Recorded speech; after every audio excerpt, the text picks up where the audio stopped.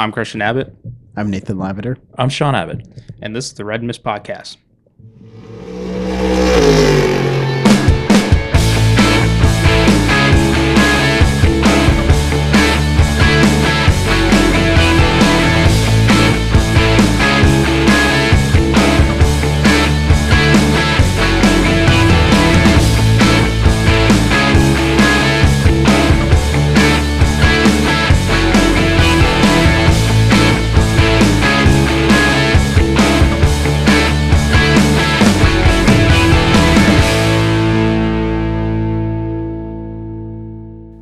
Welcome to the Red Mist Podcast, Season 2, Episode 40.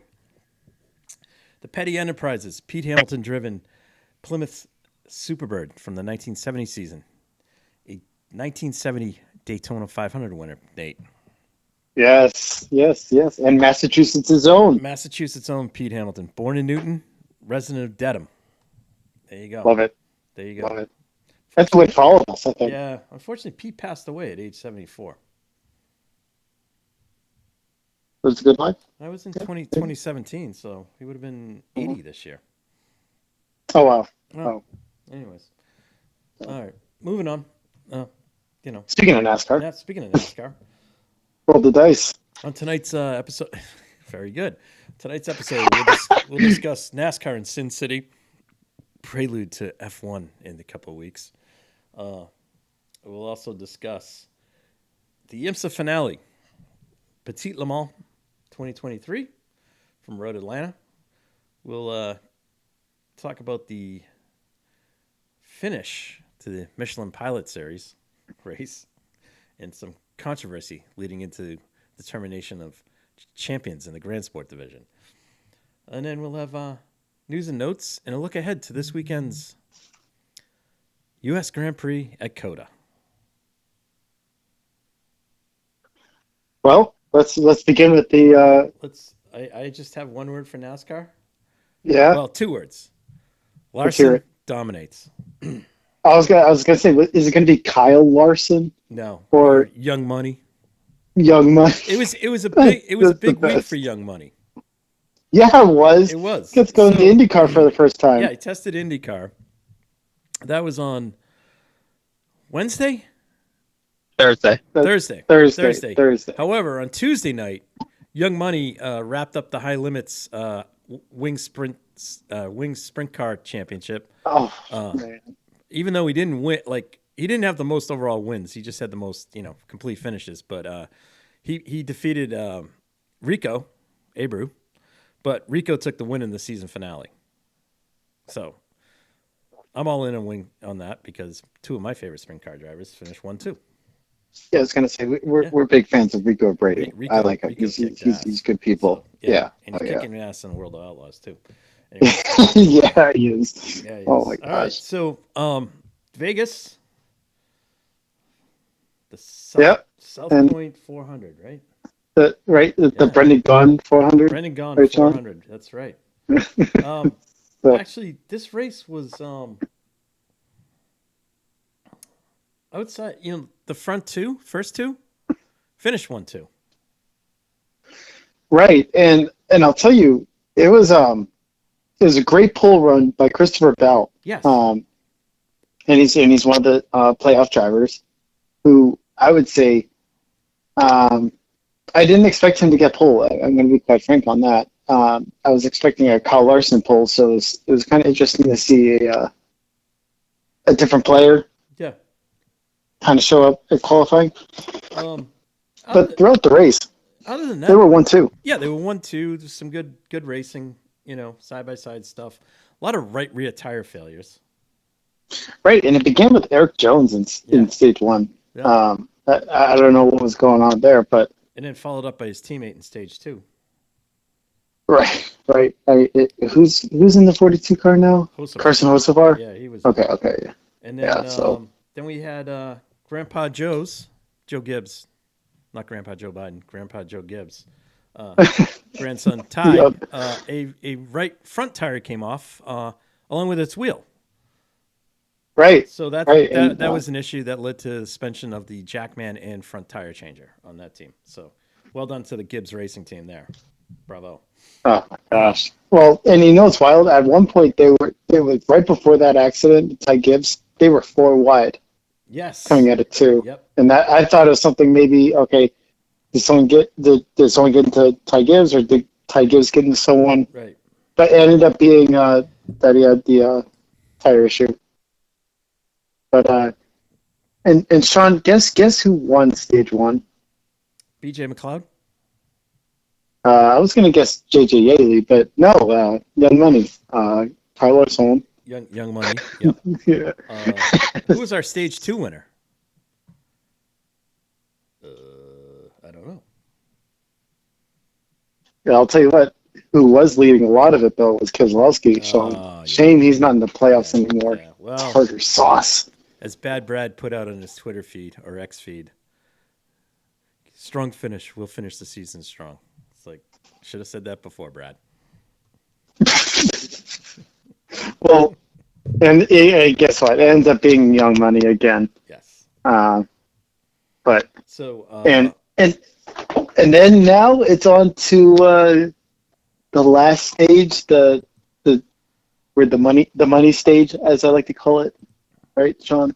we're on the Homestead.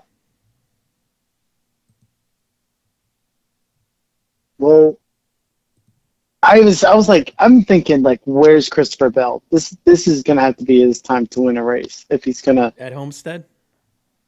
No, at Vegas. Well, hang on. We haven't gone to the good stuff Nate, yet. There really wasn't a lot of good stuff in this race.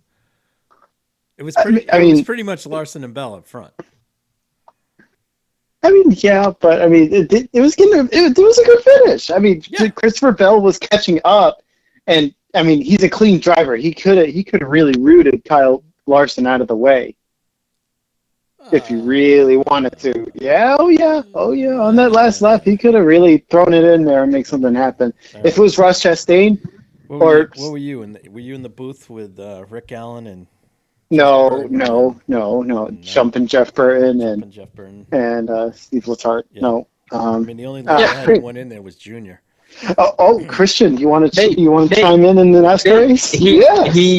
He almost beat Larson with those illegal dampers too. Oh, Wait a minute. I know. Wait a minute. Why did Christopher Bell have illegal dampers? Wait, wasn't it Ryan Blaney? No, Blaney. Sorry, I'm sorry. Yeah, it was Ryan Blaney. Go back to sleep. I know. Yeah, big NASCAR fan over Big here. NASCAR. Sorry. It was Blaney. Yeah. They run cars with twos on their number. It's okay. Right. Yeah, I mean, close enough. I'm right? shocked So- that a Penske car had something quirky with the dampers. No, Imagine that. Imagine that. I got a collar for that later, but we can continue. Anyways, so that's kind of how the race finished. It was a great race. There was up front. It was just Larson and Bell.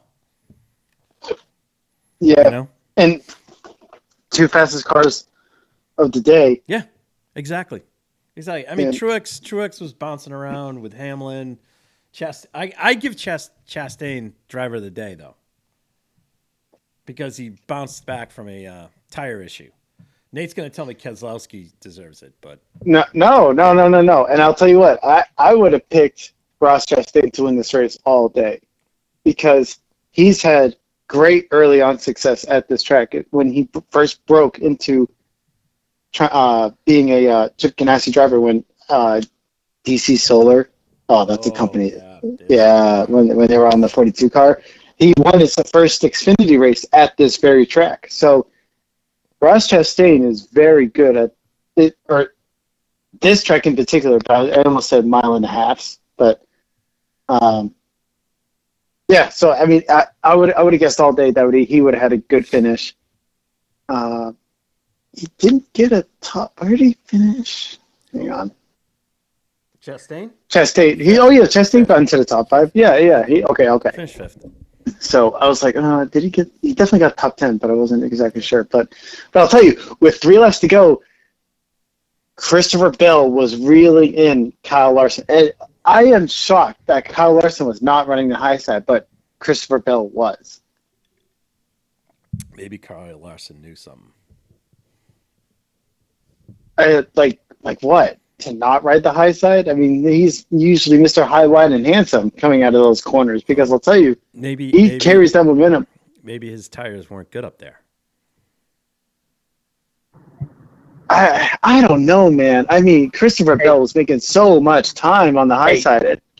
Hey, he ran the line that won him the race. That's all that matters. That's right. Well, Nate sounds like Rick Allen. No, if it was Rick Allen, I'd be shouting at this. He was. Oh, goodness me. You're getting close to shouting at this. So. Yeah. Anyways. Well, I mean, and the other playoff drivers that came in the top 10, right? Ryan Blaney. Well, just kidding. Blaney. Not Ryan Blaney. No. Blaney did. Well, Blaney was 6. It doesn't matter. He got reinstated. He's 6. Yeah, he got reinstated. So it doesn't matter. Byron, Reddick, Truex, Denny Boo, and yes. Busher. Is Busher in the playoff? No, he's out. Right? No, he's in. He's the only. He's still in. Yeah. He's just he's Logano, just 8th. Logano, who tried to wreck Reddick. You're about that. Yeah. Well, hang on. I can't. He's not in the playoffs anymore. He's not going to defend his crown. He tried to wreck Reddick. So, yeah. Anyways. So wait, Sean, who won the NASCAR championship last year? Was it Joe Logano or Tom Logano? Oh, God. Moving on. All right, let's take a look at the standings as we sit here. Before you get into that, I read, I saw something about the whole damper situation with Blaney, and basically what I got out of it was that NASCAR checks the dampers and make sure that it's sealed before they go out and race. But whoever was tightening down the screws to set all the dampers in place and check them all, it must have been, however much the car had been out there, the screw must have loosened just enough that it moved slightly, that they were able to somehow tell that it was still sealed, but the screw that locked it down was just loose enough after running the whole race. Who tightens the damper? Some NASCAR official. Some NASCAR guy does? So NASCAR did it. Yeah. Yeah, so NASCAR did it, yeah. But Ozzy, who does those IMSA videos, he apparently had a really good explanation on Twitter that he made a post about, or X. Gotcha. So, get with the times question, jeepers. Wow. That's good. Hopefully my voice comes through in the first half of this podcast. I don't know. You guys could hear me, right? I can hear you just fine. All right. All right. I don't know. The voice level seems to be better. Anyways, if it screws up, we're not going to record it. We'll just deal with it. Anyways, all right. Let's take a quick look at the standings here. Yes. Young Money on top.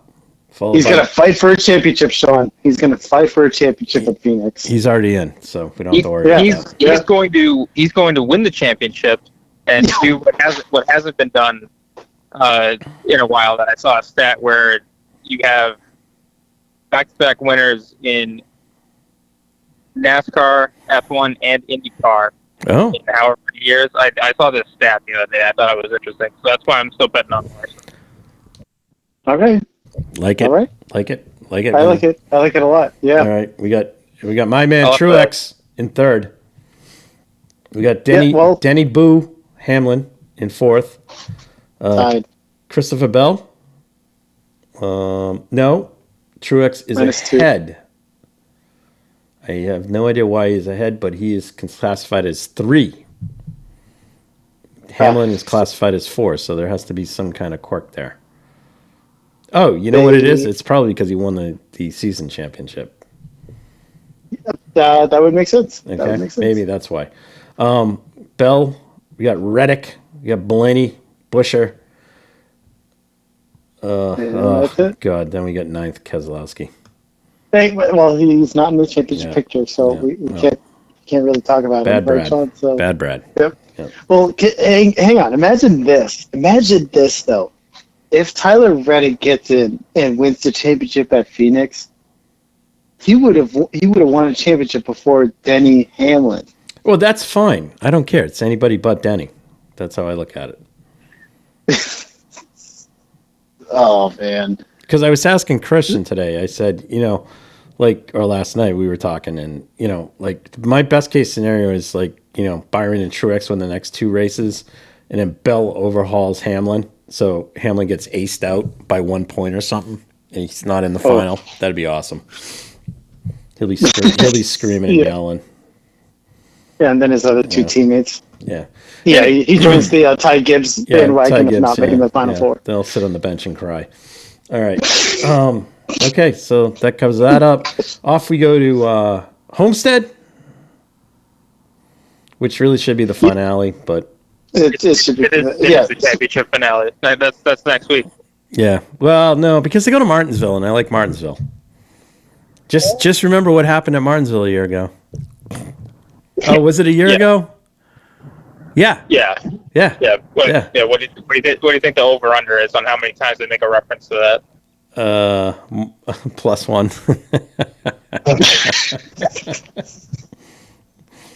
I don't know. Probably 10.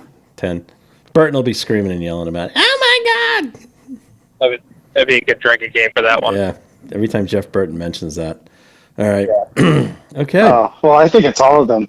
I mean, right? Remember last year? I could just hear Rick Allen saying, remember last year? 1 year ago! Yeah, it's like, right. Go sit down, Rick. All right. So Sean, and you know what else, too? He's gonna when they just get to the start-finish line with 2 to go, he's going to be like, less than 2 to go. Oh, yeah. Brought to you by Kmart. The last lap brought to you by Kmart, or whatever it was. First Credit Union this week. I'm like, I hate that. It's like freaking last inning in baseball games. They got to do the drop-in. Anyways, moving on. Yeah. All right, that concludes NASCAR. All right, let's move on. Well, Sean, who do you think wins at Homestead? I know, it's a lot of. I'm just gonna, you know what, Nate? Here. I'm gonna be a party pooper. It's gonna be Truex. Oh, come on! It's gonna be Truex. What do you want me to do? I'll guarantee you $5. It's probably Larson. It's gonna be Hamlin. Oh, God. Oh, come on! Ugh. No. Boo. Yeah, literally, I was waiting on that shot. Boo. So I think it's going to be Christopher Bell and Tyler Reddick. I think it's going to be an outside driver that just kind of adds that pressure for the last 2 spots, and there's like maybe 2 or 3 eligible drivers that can do it. Yeah, you're good. I think it's going to be an outside driver, like 5th through 8th. If Chris Buescher pulls it off, wow! Oh no, that'd be good. That's one less that Hamlin can win. Yeah, and he'll have to drive like possessed at Martinsville. Yeah, he'd have to ruffle the feathers of one of his teammates, right? Truex or Bell or. Yeah. So. Oh man! Wow. Anyways, we're in for some good playoff racing right here. Let's move on to IMSA season finale. Christian, should we start with the big race? Yeah, we could do the big race, and then we can get to the controversial race afterwards. Controversy. Yep. All right. So this race was crazy. I literally rewatched the race today to get caught up on everything. I didn't shortcut it. I watched the actual thing. Oh yeah, all 10 hours, son. Yeah, and Jeepers. Oh man. And unfortunately, because it was on Peacock, I had Lee Diffie on. So, oh my God, don't get me going there. Anyways, this is the biggest race of his life, Sean. The biggest race of the year. You got Scott McLaughlin and Joseph Newgarden. Right? Yeah. How many IndyCar things can we make? Oh, Scott Dixon. Yeah. Oh yeah, that's right, Dixon. Yeah. Right. Young Jack Aiken. Oh. Yeah. I was ready to scream. Anyways, fortunately, I got it on. I had it on mute the last because I kind of knew what was going to happen. So it was the stuff in between. I thought overall, I mean, it was They set a record for cautions. I mean, I thought they did. I guess, it felt like I was watching a NASCAR race. I know. I don't know if it's. I guess the question I have is it the number of cars, or is it just poor driving standards? Because every time we get to this race, we're always talking about this because there's always some controversy during the race. Well, I think it's narrow. I think it's poor driving standards more on that end. I mean, possibly. Is it a result of the prototype guys trying to make dive bomb passes on the GT cars? No, because there wasn't a whole lot of prototype guys wiping GT guys out. Honestly, I mean, the big one at the start that took out the Porsche, or I should say the start, but early on, earlier on in the race, it was a GT guy being lazy and fading over. Right. So that's poor driving standards on that. Yeah. And then, I mean, at the start of the race, it was amateur drivers in the prototype cars. So I think it's poor driving. Yeah. Poor driving. There was a guy that, like, I think not even 2 minutes in, he just lost it in the LMP2 car. Yeah, but Nate, the best part was he lost it on the warm-up lap too. Yeah. It's don't get me wrong. I understand. Well, no, with the LMP2 and LMP3 cars, they have tire blankets, right? No. Oh, they don't. Okay. All right. So then the argument is, the tires are cold. Right. Be cautious. Right. Drive within your limits. Right. Okay. Yeah, that makes sense. I mean, there was one guy in the LMP3 car. He tossed it off right on the out lap, and then the next sighting lap, which was the one they were originally going to go green on, the guy in the LMP2 car put it off, and then got back on. I mean, he thought he didn't have any damage, but they actually saw when they looked at the video again, when the guy actually crashed like 4 laps later, like when they went back to the excuse me, they went back to that video on the out lap. He kinked the rear wing, so he lost downforce. Yeah. Right. But you're right, Nate. I mean, it's like, you got guys like that, and that ruined McLaughlin's day. Right. I just right from the get-go. That's the stuff. Like, I mean, you're bringing guys in, and you're putting them in cars, and you got some stiff in the car. And I mean, probably the guy will drive me. I'll guarantee you that. But I mean, good Lord, I mean, you can't be doing that, especially when you got some high-priced talent in the car. Right, because aren't you trying to like maximize the opportunity there? Yeah. Like, shouldn't the talk be like, okay, just bring it back. Yeah, just bring the car back to the next person. We don't care where you finish. Just bring it in. Sean, worst case scenario, they're doing like maybe a 2-3 hour stint. Yeah. Right. I mean, drive time. Right. Just you got 6-7 hours left or whatever. Yeah. And it's a 10-hour race. 10-hour race. I mean, it's like I don't get it, but. I mean, Magnus Racing is a prime example. I mean, I know everyone in the Pro-Am category has an AM, but I mean, like, John Potter is pretty much nearly a lap down almost any time I look at where they are in the standings when he's in the car. Yep. But at the end of his stint, he's not a lap down, and then usually the way the races go, there's a caution, so he gets brought right back in, gets out. But doesn't do any damage. Right, and what he does is, like, in these super long races. So I mean, in this race, he runs his stint first, and he's done. Right. Excuse me. Sorry. Right. But like as Christian points, he puts the car in position where Pompelli and Lally can, duke it out. Right. I mean, that's been his MO his entire career. So I mean, from my point, he's a quintessential gentleman driver. He knows his limits. He drives to what the team tells him to drive to. And the days when he puts it, he doesn't get it a lap down, it's like they're going to be in contention. And that's exactly what that class is for. Whereas there's other teams, they'll haul the driver out and put him in and then haul him out, and then they wonder why they get in trouble later because they put the driver in when he's out there with all the pros, I mean, Yeah.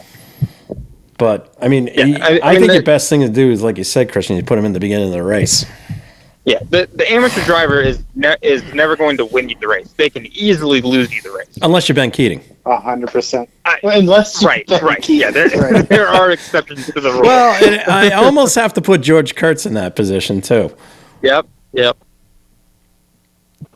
Ben Keating had an interesting day, too. He had a spin and lifted around and kept on going. Yeah. Actually, up until this past year, you could put Paul. Oh, Paul Delana? Yeah. Yeah, like in WEC, yeah. I mean, yeah, there's guys. I can name a bunch of guys. Like, you're Christian, you're 100% correct on the guys, the gentleman drivers, the bronze drivers. I mean, Keating's definitely the exception to him. I mean, that he's a friggin' animal.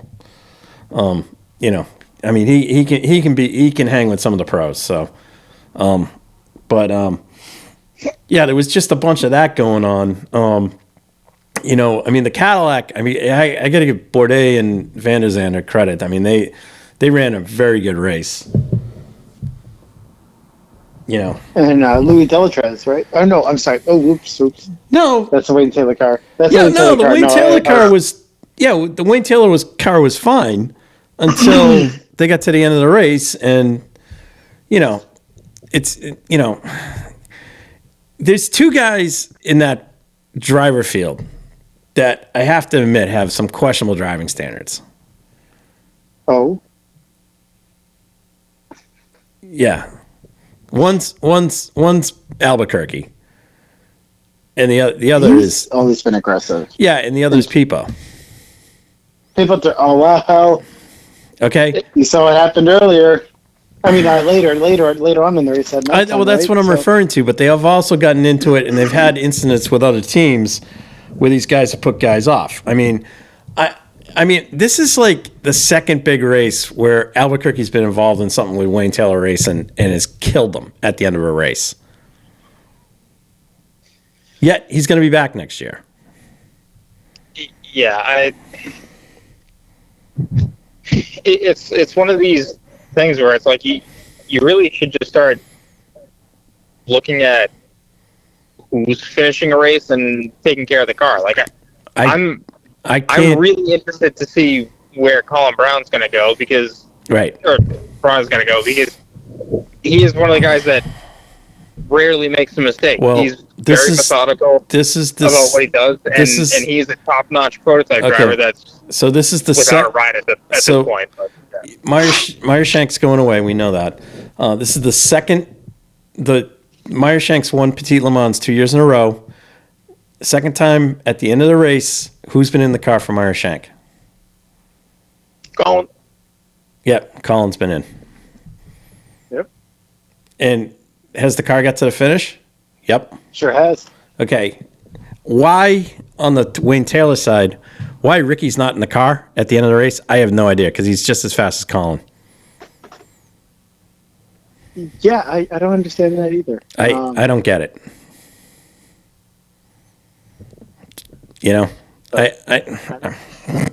Unfortunately, we're not making the calls. Yeah, right? But we're not making the calls. I know. I mean, so I don't know. Every time it seems like, every time there's an incident at Petit, it's either Durrani and Albuquerque or Albuquerque and Durrani or Albuquerque with somebody or Durrani with somebody. I mean, whatever. And it's like, oh, geez, I'm sorry for the team. Be back next year. I'm like, oh, great. Yeah, you stuffed the car on the wall. Yeah, right. Yeah, thanks. Thanks, guys. Thanks, guys. Well, I mean, the rest of the race was fine. I mean, the Porsche guys ran into some, bad luck. They bounced back. That was across all the Porsche cars. I think probably the most consistent one the whole day was the JDC car. I hate to say it. Well, they were in podium fighting position at one point, and I think they finished fifth. They finished fifth. Okay, and here's the funny thing. This is this is what Christian's kind of. I know what Christian wants to go with this too. So the third place car. You want to know what car that was? I know what car it is. Okay, what car wasn't it? not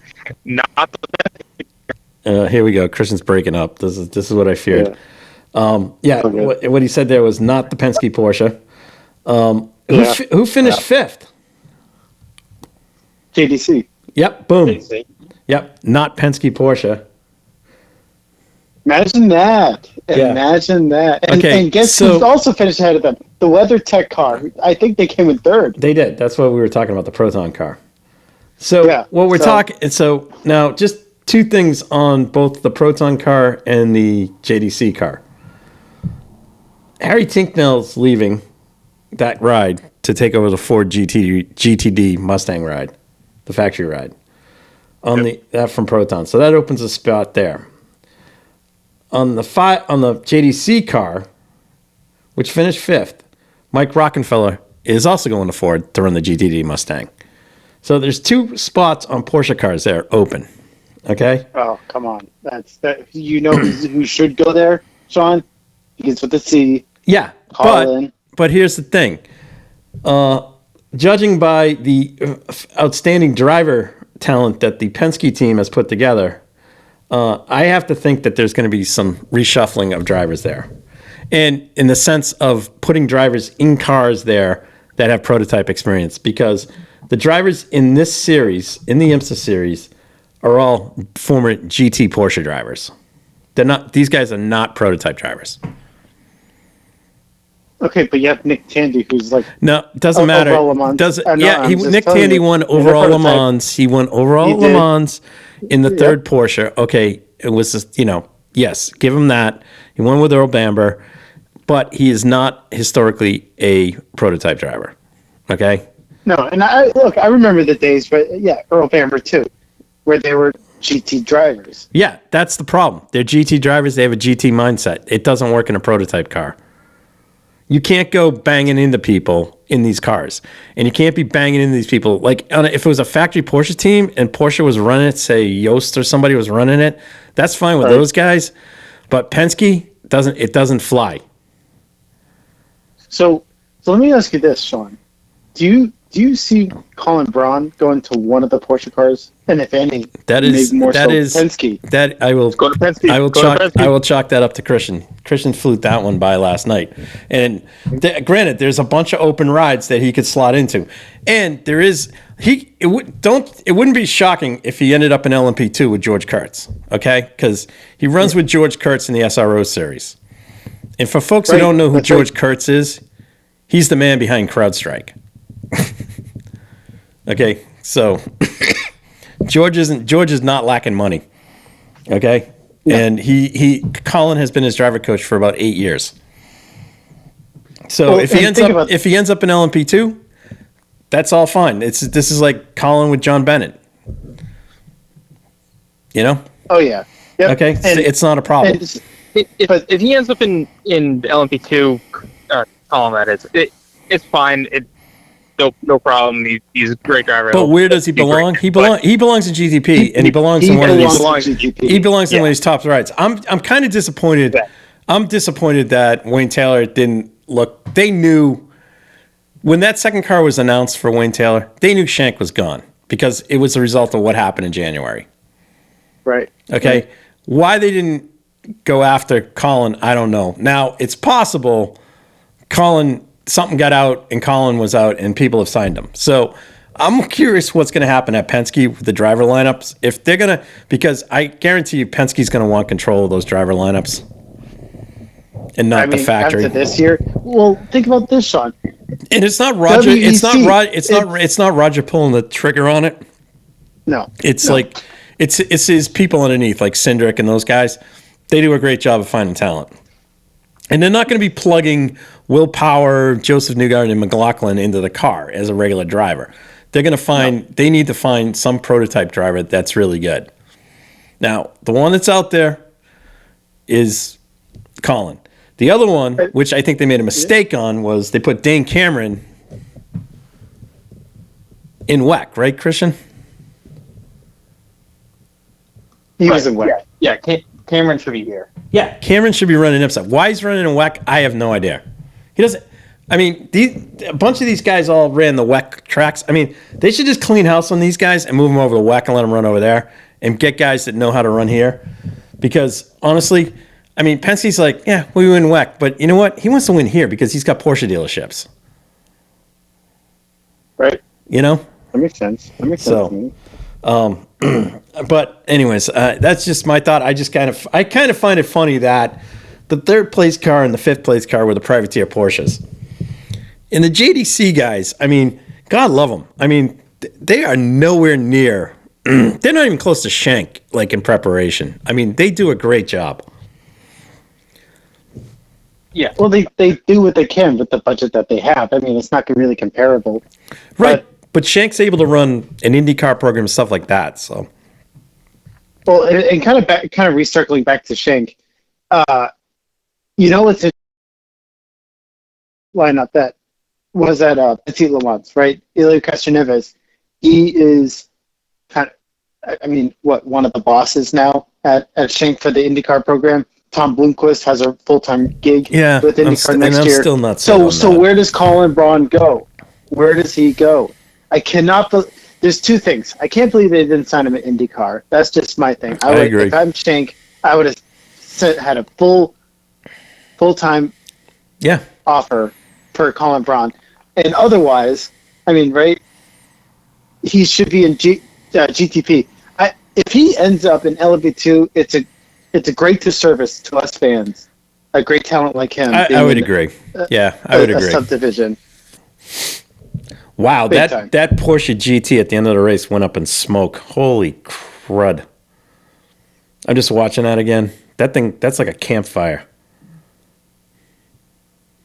Oh, yeah. Jesus. Wow. Wow. Well, you know, Sean, it is the season for some s'mores. Roasted marshmallows. Wow, that thing really went up. Oof. Anyways, sorry, I get distracted on that. Oh, thank God the driver's out. That's good. This will take 12 hours because the corner workers can't come over to the fence because they're not allowed. So we got to handle you. The driver has to take the fire extinguisher. It's a one-man show. So, okay, got it. That's completely makes sense. Yeah. He's okay, right? All right, come here. The driver did a good job. He put it out. But, why two of these guys couldn't crawl through the fence and help put it out is beyond me. I mean, Jesus, what if the guy was in there and having a stroke? God. Anyways, right. Don't get me going with safety and racing, please. I've had and I think F1 is the worst example of that. It's definitely the worst example. So, all right, we'll move on to that later. Oh, we got to talk about that when we get to that. Anyway, so that was GTP. LMP2, George Kurtz takes the win. George Kurtz gets the Truman, the Aiken Award, and gets is it the Aiken Award he gets? Who gets the Jim Truman? One gets the Truman Award and one gets the Aikman Award. Anyways, George got one of them, so he got an entry at Le Mans. Yes. So if Colin's driving for him, well, here's the thing. What if Colin's in GTP, doesn't go to Le Mans? He could probably drive with George because that car's LMP2. It's not a GTP factory car. So anyways, just saying. Yep, very possible. Just saying. So congratulations to George. Our man Ben finished third in class. But champion. That's right. And here's the thing with Ben. He won 2 championships. Oh, that's right. He won with Corvette and WEC. Bada boom boom. Good job, Nate. Very good. Hey, I know some things. I drink and I know things. Like the Endurance Cup in IMSA. That's right. I think it was 3 championships, Sean. He won the Endurance Cup? No, you can't. I think so. You can't. Can you run for both? Yeah. Why not? Okay. I don't know. I'll do some digging on that. I'll go with you, Christian, on that. I think you're probably right. That makes sense. All right. That was LMP2. LMP3, JR3 team won. Dakota Dickinson won. So good for him. Overall, overall championship though. Gar Robinson with Riley. They're going to LMP2 next year. That's exciting.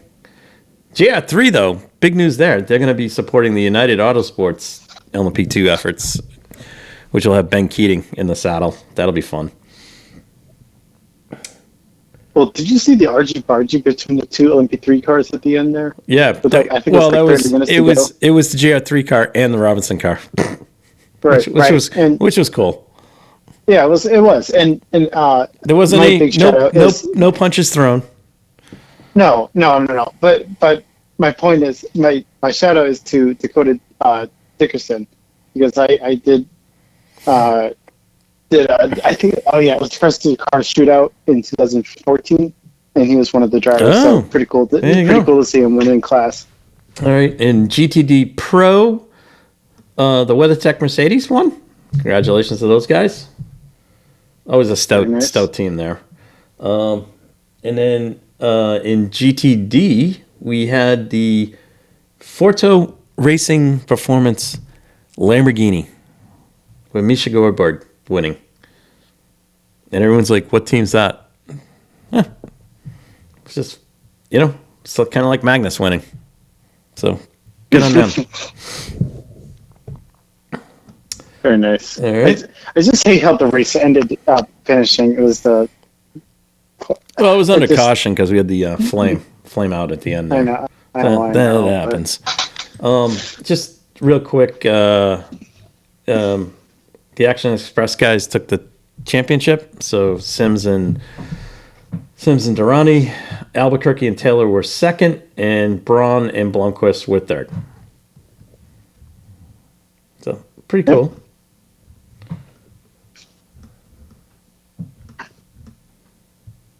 Anything else, Christian? Did we lose it? No. No. I'm trying to find the standings on that Endurance Cup, but I'll get back to that. All right, that's no problem. I mean, we can talk about it next week too. That's fine. Right. Yep. All right. Let's let's move on to. Oh man, this race was awesome. So it's always one of the better races. I have to admit this. Yeah. So, the Michelin Pilot race is run on Friday, and I always find those races fascinating because there's always, it's a fun race. There's a lot of guys coming through the back of the pack. A lot of strategy gets played and things like that. The way they use their bronze or their gentleman drivers versus their pro drivers, and some of the teams, it's quasi pro, things like that. But the season battle came down to three teams.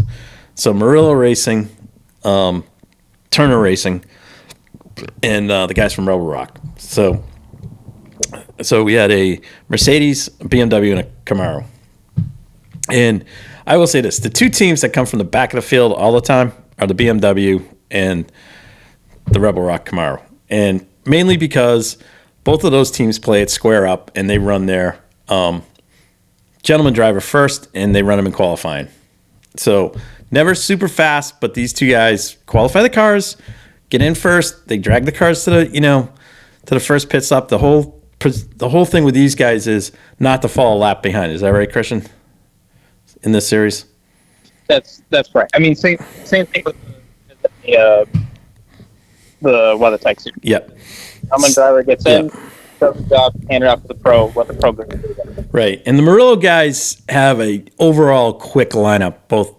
From their gentleman drivers through the pro guys that come in and run the car. So they're just a well-rounded team, but they're always up front. But they've had some issues throughout the season that knocked them out of races. So they weren't the clear-cut points leader coming in. So the Turner guys came in, I believe, leading the points. Rebel Rock was second, and then Murillo was third. The way the race played out, all three teams stayed out of trouble for a bit. The Turner guys pitted once on a short pit stop, and then pitted again to change their driver lineup and get their pro Robbie Foley into the car, which was well done. Same thing on the Rebel Rock side. So both of the cars slid to the back of the field. Christian, why don't you pick it up here?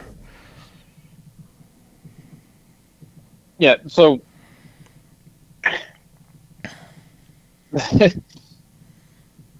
the Turner guys tried to do some strategy where the AM driver got in Vin Barletta, or he got out. He put Robbie Foley in. Yeah. So from that point, very straightforward. Robbie's just going to try and get him up to the front. There was some point where they tried to do. They ended up coming back in, and I think it was to refuel the car. Did they? And I think this came out at the end of the race, but we can get to that. I think they got a little too cute with their strategy. Yeah. Oh, definitely. They definitely. And they admitted the strategist admitted to it, so which is pretty cool. Yeah. So they because there were races earlier in the year that we watched where they did the same thing and they got the mileage to go to the end. Yep. So I was really surprised that they came in to do it unless they just thought that they were going to be that tight on fuel. Yeah. But then they it wasn't just that. They took tires as well, and I was like, they definitely don't need tires for this. And right. So anyways, the pit stop would have been fine, except their other car that Turner runs. The 95. They did the opposite strategy pretty much, where their AM driver went like super long into the race, and they didn't pit him until under 40 minutes to go in the race, and by that point a caution came out right beforehand, so they couldn't pit and swap drivers beforehand. So then they already pretty much disqualified themselves from the race because there's a minimum drive time that each driver needs to meet, and it was 40 minutes, and they pitted with less than that to go ultimately. Yeah. And that's because they screwed themselves on that because they waited too long to switch the driver out. Because they're trying to get as close to the 40-minute mark as they could, but there's always a danger that you're going to get blocked out of the pits, and that's what happened. Right. But at the same point, they also by doing that, they put the other car a lap down, right? Yes, yeah, and that's because the 96 ended up coming out of the pits, and then when this caution got all sorted out or whatever, everyone was shocked that the 96 was still far down in the standings, and well, they got themselves caught out by their own team and lapped themselves down. So whatever ground that Robbie made in his stint prior to that yellow was just all undone. Right. So then he, for the last, I don't know, 25, 30 minutes, whatever, he ran his race, made some decent progress. I think he was like 25th and made his way up to. But 14th. this whole strategy backfiring kind of put the Rebel Rock guys into the catbird seat. Yeah, it was it wasn't Rebel's race to win. It was definitely Turner's race to lose. And and we shouldn't say race to lose because both cars weren't. They were all running. They were mired in 10th through 15th place. Right. So this was really the race. This was the race for the championship. The guys from the McLaren guys from Me Sports did a great job in winning the race. So it really where the chaos happened was with this at the end of the race here with the how the race panned out for the championship. So it was kind of exciting because as the laps dwindled down, the announcers are going, Foley just passed this guy. He's now this. He needs to get here, and it doesn't look like it. And then what happened, Christian? We got so right at the end of the race there was a caution that came out, and the race ended under yellow. The Rebel Rock guys were in 6th, I think.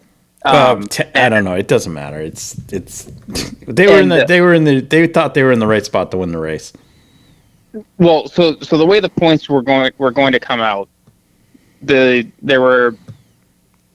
96 Turner finished was 14th at the time on the road, but then there were 2 cars ahead in between them and the Rebel Rock car that still had penalties to serve, but because the race finished from the yellow, they couldn't. So by default, they were going to be moved to the back of the So at that point, they were 10 points behind. So yeah, so they were 10 points behind, basically one position back. Right, but and so then, right as they came down the hill at the death, to take the checker, literally, all they had to do was go like 100 yards. And this is before the Rebel. This car was in front of the Rebel Rock car. No. Yes, the Mercedes was in front of the Rebel Rock car. No. Yes. Yep, they were. It wouldn't make sense. I don't think that's how anyway, regardless. Oh no, well maybe they might have been behind, yeah. All right. The team pulled into the pits on the very last lap and didn't take the checkered on the racetrack. Took it in the pits. And by doing that, the 96 Turner car pulled ahead. Oh, the Rebel Rock car. No. Of this Mercedes car. Right, and that essentially put them ahead in points. Put them ahead for the points and gave them the championship. Oh my God. It took Nate. The best part was on Peacock. I had to go back and watch this today because I caught it only on the radio, and when the radio team clicked off, at that time it was Liddell and Frank Depew from Rebel Rock had won because of they didn't know about this car pitting. All right, so they were up on the 2 cars that didn't have the time penalties, but it was more it was this other car that pitted, and they didn't have that. So I go and watch the last 25 minutes of Peacock. It's like Christian goes, it's just the camera guy from Peacock at the Rebel Rock team and the camera guy at Turner, and they're just all sitting there looking at each other, they're all waiting, for IMSA to make its mind up. But the best part comes, and this is Christian will pick this up. Was when Robin Liddell decides to take a comfort break. Yeah, and as he's going off, the team as he gets to the porta potty. Yeah, the Mercedes team that pulled into the pits. I don't know if this was a guy that worked for the team or I think it was one of the drivers or higher ups at the team. Anyways, he walks past hell as he's going in, and he kind of turns and gives him the finger as he's walking by, and the TV guy or the camera guy was pointing right at him and got the whole thing. And Liddell turns on him and gets up in his face. I mean, rightfully so. It was a dick move. Yeah, it was classic. But then the NBC guys caught on and went, "Oh, that's one of the guys from Windward," and then they went, "Yeah, wait a minute," and then they go back to VIR, which is the race. Was that the last? No. So VIR. So this is the controversy bit. The speculation is that the Windward Mercedes car that pulled in right at the bottom of the hill on the last lap and didn't take the checkered on the track, took it on the pits, which gave Turner car that extra position. The controversy is that in a race earlier at VIR, the Rebel Rock guys took out the Windward Mercedes car, really bad. They took him out. They did. Liddell took him out. Yeah, and so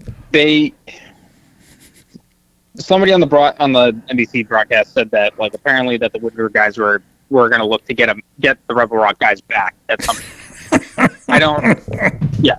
So wouldn't this just be a crazy story to get someone back? Not you don't wreck them or do anything. You just wreck their championship. Yeah, anything on track. You just absolutely wreck the championship hope, and you just take it away. That is the ultimate. If it's and this is all if it's true. This is all if it's true. Wow. Because the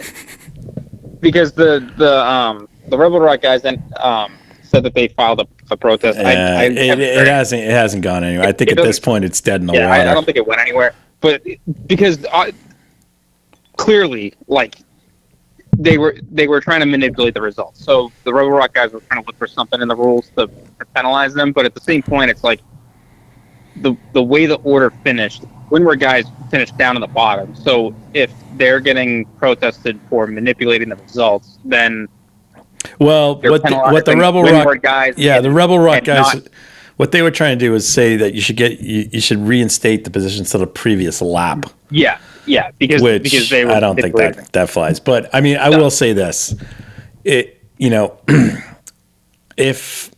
I get the Rebel Rock guys are upset, it's kind of crappy, but you guys they snowplowed that car out of the way. Like Liddell literally snowplowed him out of the way. It was garbage. It was complete garbage, and he didn't get a penalty for it at VIR. Didn't get a penalty for it. So no further action. Right. So guess what? No further action here.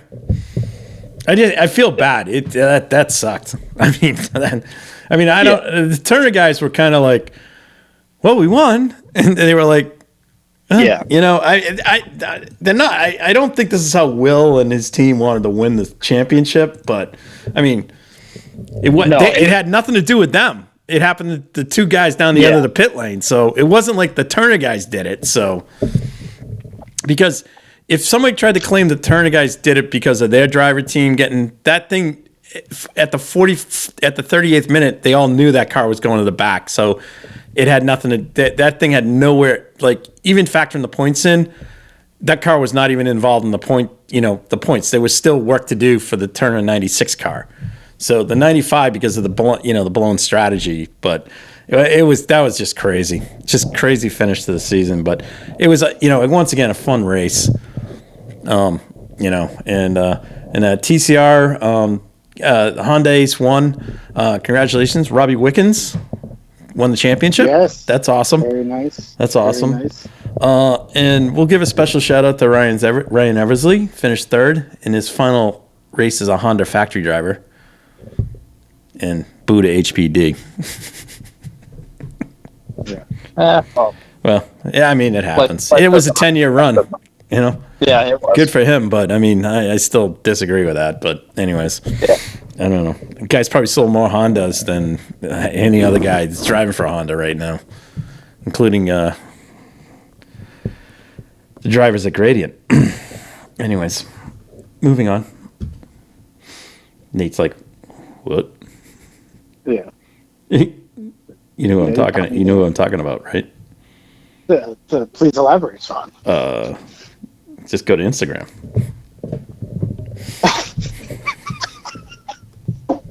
Now Nate knows. All right. Back in the office this weekend. Yeah. Oh yeah. Yeah. At the gym. Oh yeah. Working hard. Oh yeah. Yep. There's a lot of those, Sean. Huh? Anyway, there's a lot of those. Yeah, there is. So. Anyways, we'll talk about that at some point. About getting maybe the final podcast. Anyways, all right. Awesome. Let's get on to the news and notes. Big shout out to the FIA for once again creating controversy. 2 weeks after this incident happens and they find the driver, they're reinvestigating Lewis Hamilton for crossing the track. Oh, I know. I'm like, is this a joke? You got nothing better to do. Nothing. Yeah, exactly. They already look. Lewis admitted to it. I mean, he got caught on camera. He's on camera. He knows he did it, and he didn't even argue it. He's like, "Yeah, I'll just pay the fine." I mean, what? What a waste of time. What do you have to investigate? What do you have to investigate? And here's the thing: he never would have crossed the track if you guys got to him in about, half the time that it takes you to get to him. Oh, that's just it. That's just it. And think about this, guys. I'm dating us back to Singapore. Oh, when the Lance Stroll had that big crash. It took him 5 minutes to get to him. Not even. It took him 12, Sean. Oh, it took him 12 minutes to get there. It wasn't. It was 12 minutes until the first person got there. In IndyCar, you would in IndyCar, it would have been within a minute, 5 seconds. Within a minute, and you would have had the fat guy straddling the cockpit.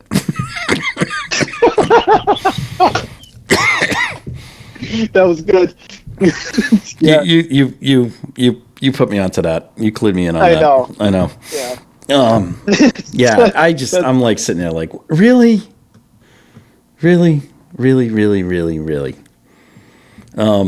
So yeah. So anyways, so more to come this weekend. I'm sure Crofty will be all got his panties in a bunch over this one. So that'll be fun. He's got his wet socks. Yeah, even me. I'm still like reading the story and I'm like, why are we talking about this? I mean, seriously.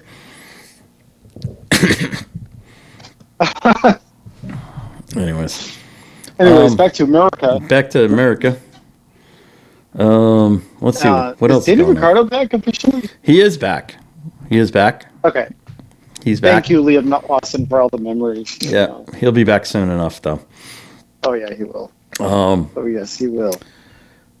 Glickenhaus has bowed out of WEC. No, this is not good. This is no, I don't like this either. I'm really upset. So I don't like it. So it truly privateer entry. Unless someone can give. Does he totally dip out of like WC and like join IMSA or no? Because you won't join IMSA because of the bounty, right? Yeah, the bounty. Yeah, the bribe. Did I say no? It's the bribe that you have to pay. Jim needs a billionaire. Maybe. Hey, you know what? Maybe Andretti's looking for another WEC team. They can get Gainsbridge to sponsor Jim. Anyways, so there we go. Speaking of Andretti and NASCAR, and then buying Spire. Yeah. Oh, what? Martinsville in the truck. Is it Martinsville or no? Homestead in the truck. It's this weekend, Sean. It's Marco. I know. And guess what the sponsor is? Gamebridge. I'm shocked. Oh, I'm shocked. I'm shocked. This has got to be the worst kept secret. Yeah, this is going to be awesome. On January 1st, Spire Motorsports becomes Andretti Global. And look, Sean, I think the one that really woke me up was when Spire bought all of KBM's assets. Oh, yeah. That was another telltale sign. Yeah. Okay, they're trying to beef up their, their off, or at least their assets to get a better offer. Have we chased down the fact that Rick Ware is releasing a Spire charter? Do we know that? I still need to look into that. No, I stand by. Okay, no worries. I'm trying to see what else happened. Ray Hall Letterman Lanigan is going motorcycle racing. Really? Yes. That's random. Well, that's because Graham owns a Ducati dealership, so they're putting a team together in Moto America.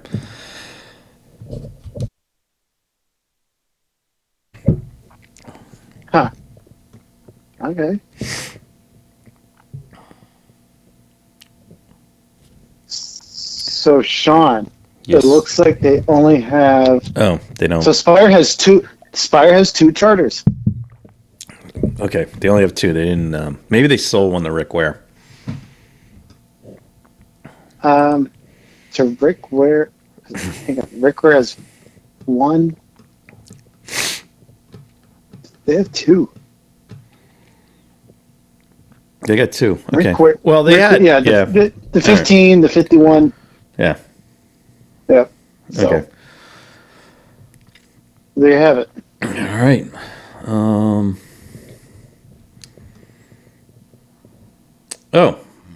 Breaking news today. Patrick Mahomes. Oh, jeez. The Avengers come to help. And Travis Kelce have bought into Alpine. This is Taylor Swift bought into Alpine? Huh? No. Taylor Swift bought into Alpine? No, she's not in it. It was Taylor Swift's better half. So these guys join Ryan Reynolds and Rob McConaughey, better known as the owners of Wrexham, better known as Deadpool and Sunny in Philadelphia, and Ryan Reynolds, Aviator Gin, or whatever he is. They joined as a second tranche of ownership into this team. That's awesome. Jesus. It's exciting. Hooray. That's right. Who else? Juan Mata. Spanish World Cup winner Juan Mata. He used to play for in the English Premier League. Miami Marlins and Real Salt Lake investor Roger Ehrenberg, as well as Liverpool forward Trent Alexander-Arnold. Wow, they got some A-listers here. Oh, Rory McIlroy bought in too. Oh, I don't know how I feel about that. Well, hang on, Sean. So I did a little bit of digging on the charters. Yeah. So what ended up happening was Spire had one charter. Yeah. And they moved it. So last year they moved it from the 7 to the 77, and then the 77. No, I'm sorry.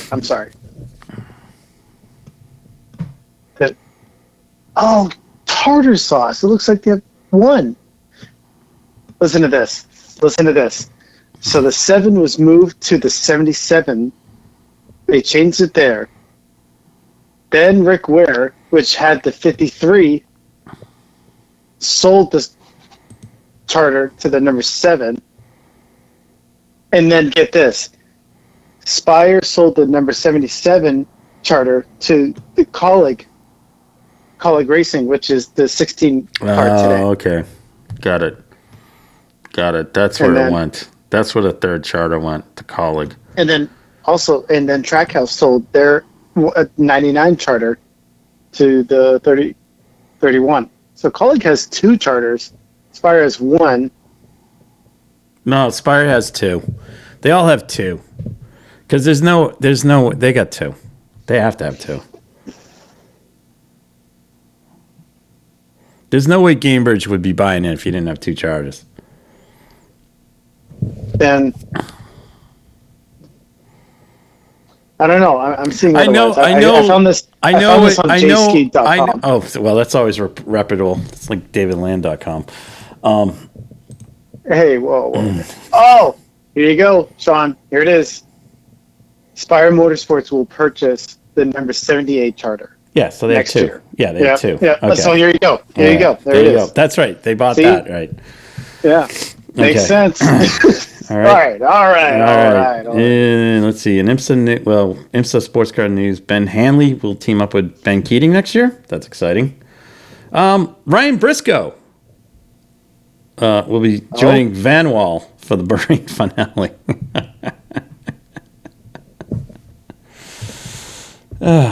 Good luck, Ryan, with that. Sure, Jack Villeneuve is upset. Yeah.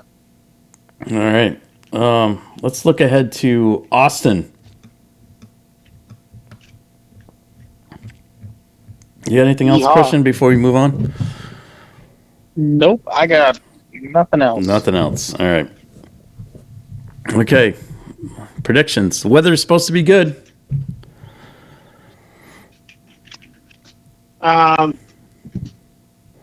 And guess where this is? This is the site of Kimi Räikkönen's final F1 victory. Kimi. We love it. I miss him. We all miss him. Nate, so are you saying Valtteri Bottas is going to win? If he was in a Ferrari, yes. Yeah, I mean, points. he is in a Ferrari. Yeah. Oh, stop. He's not in a. He's in a. Yeah. It's Italian. It's Italian. Yep. Yeah. And his American cousin Haas. Yeah. It kept us on fire a bit. Yep. All right, Nate. Let's go for it. All right, we're going to go with Max Verstappen taking the victory. Shocked. Yeah, I know. And I'll tell you who's going to come in second. Carlos Sainz is going to come in second. Ooh. And then Lando Norris is going to come third. Okay. And then the dark horse. Here we go. Get the fireworks ready. Logan Sargent. American Eagles ready. Yep, that's right. He's gonna probably get his first points. Come, I think, at the track. all right. You're claiming. Okay, your dark horse is to get points. Logan Sargent. Yeah, I think he's gonna get 10th and just get that 1 point. That's why I'm saying it. So he's not gonna get a podium. Let's not be too crazy. But dark horse being your surprise driver. Yes. Okay. Right. Christian. Surprise points. Surprise, Max is gonna win. Sean, what was your pick to win, huh? Not Checo. That's a good answer. I got Lewis finishing second. You bastard. And then Yay. That's pretty good. I got Sainz finishing third, but I wouldn't be shocked if Leclerc has a good weekend. Okay. All right. So Ferrari third in your book. Yeah, but I can see them second. Who's your dark horse? My dark horse is Alonso. Okay. Because Aston need a result. Okay.